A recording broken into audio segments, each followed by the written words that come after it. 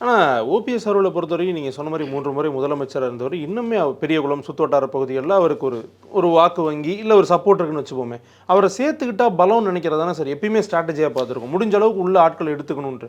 இல்லை இவர் வேண்டவே வேண்டாம் எலெக்ஷனே நாங்கள் ஃபேஸ் பண்ணுறோன்ற அளவுக்கு ஏன் முடிவு? இல்லை, ஓபிஎஸ்ங்கிற தனிநபரை தாண்டி அவர் சார்ந்த சமூக வாக்குகள் இருக்குது. அதுக்கு உதாரணத்துக்கான சாம்பிள் வந்து நடந்து முடிந்த நாடாளுமன்ற தேர்தல். நாடாளுமன்ற தேர்தலில் ராமநாதபுரம் தொகுதியில் பலாப்பழ சின்னத்தில் பன்னீர்செல்வம் நிற்கிறார்.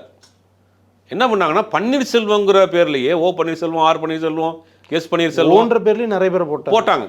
போட்ட பிறகும் கூட 2.25 லட்சம் ஓட்டு வாங்கினார்.